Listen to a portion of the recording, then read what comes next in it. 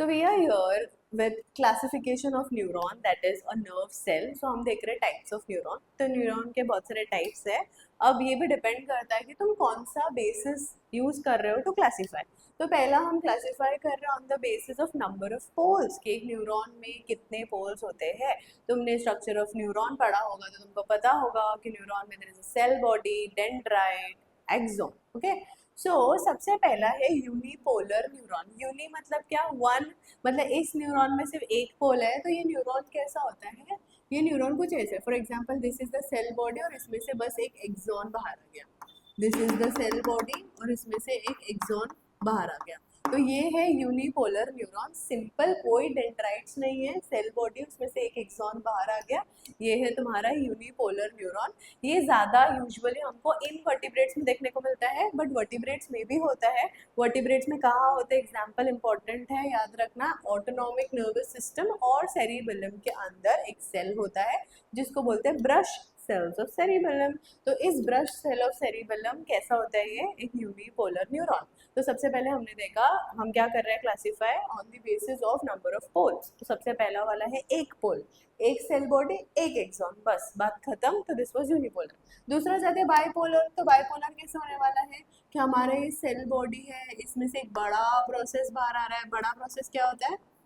बड़ा प्रोसेस क्या होता है? एक्सोन. और ऊपर से एक छोटा प्रोसेस है. छोटा प्रोसेस क्या है? डेंड्राइट.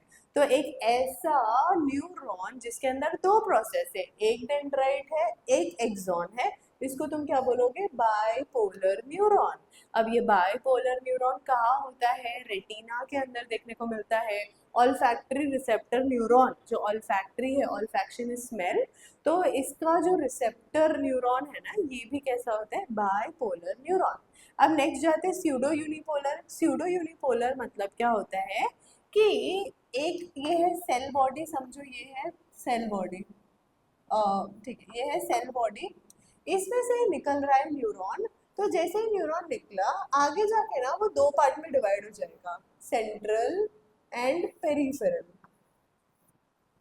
तो इसमें क्या हो जाता है कि सेल बॉडी से पहले तो एक ही एक्सॉन निकला, एक ही पोल था वो एक्चुअली, बट वो आगे जाके स्प्लिट हो जाता है दो पार्ट में, सेंट्रल एंड पेरिफेरल पार्ट. तो इसको बोलते हैं स्यूडो यूनिपोलर न्यूरॉन. तो सेल बॉडी था, सेल बॉडी से इनिशियली एक ही एक्सॉन निकला, बट आगे जाके it got split into two parts. One is central process and one is peripheral process. So axon, after originating from the soma, splits into central and peripheral process. Example again very important, dorsal root ganglion cell. जो dorsal root ganglion cell है, it is an example of pseudo unipolar neuron. Last but not the least is multipolar. वो वही है जो हमने पूरा पढ़ा है, जो सबसे ज़्यादा हम पढ़ते हैं, जो हमने पूरा स्ट्रक्चर देखा था. ऐसा कुछ याद आ रहा है?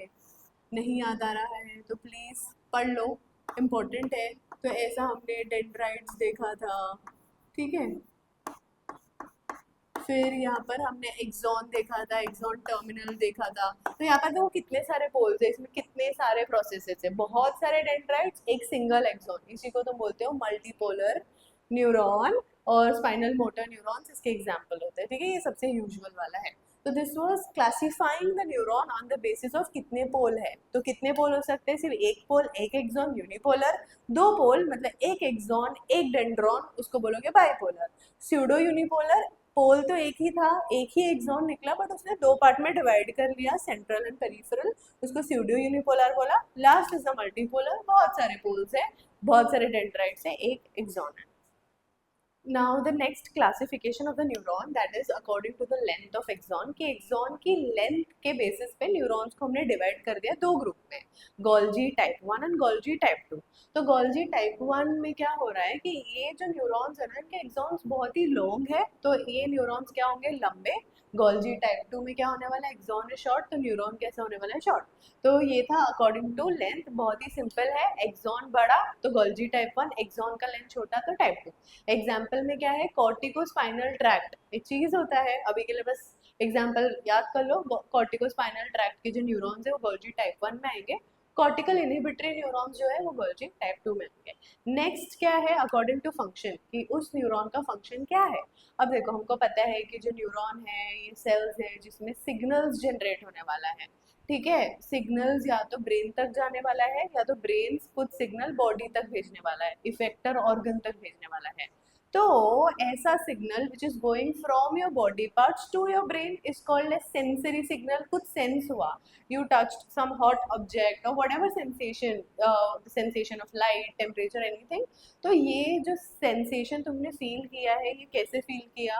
क्योंकि तुम्हारे कुछ रिसेप्टर्स है, कुछ ऑर्गन्स है। फॉर एग्जांपल तुमको ये बोर्ड दिखाई दे रहा है, तो तुम्हारा जो भी विजुअल सेंसेशन है वो आईज ने पिक किया है एंड देन उसको ब्रेन तक भेजा है। तो ये जो सिग्नल है जो बॉडी ब्रेन तक भेज रही है, that is called as a sensory signal. तो ये जो सिग्नल्स लेके जाने वाले न्यूरॉन्स है, these are called as sensory neurons. और sensory is also called as afferent. हमेशा याद रखो, सेंसरी इज एफरेंट, जो ऑर्गन की तरफ जा रहा है। ऑर्गन कौन है हमारा? Central nervous system, that is brain and spinal cord. तो सेंसरी न्यूरॉन्स वो है which is carrying impulse from the body parts और from the receptors to the central nervous system.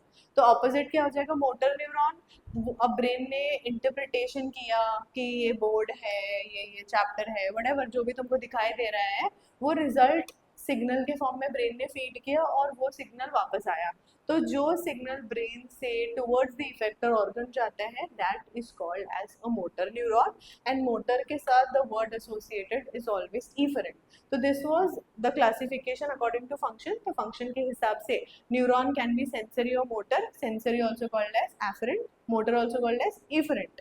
Sensory is taking the signal from the body parts to the CNS, motor is taking the signal from the CNS to the body parts। अब last classification according to dendritic pattern. अब जो dendrites है उसका pattern कैसा है, वो spread कैसे हो रहा है, ठीक है। तो उसके हिसाब से neuron is classified again into two type of cell, pyramidal cell and stellate cell. बहुत सिंपल है। पिरामिडल सेल्स में dendrite spreads like a pyramid. Dendrites को देखोगे तो ऐसे पिरामिड्स के फॉर्म में दिखेंगे। और स्टिलेट सेल्स में दे विल गो रेडियली, ऐसे अवे। तो that is all about the classification of neuron. तो हमने देखा classification according to the number of poles. Poles के हिसाब से क्या क्या था, रिकॉल करो क्या क्या था? Unipolar, bipolar, pseudo unipolar, multipolar. उसके बाद फंक्शन के हिसाब से सेंसरी, मोटर, लेंथ के हिसाब से Golgi type 1, type 2 and dendritic pattern के हिसाब से पिरामिडल एंड स्टिलेट सेल्स।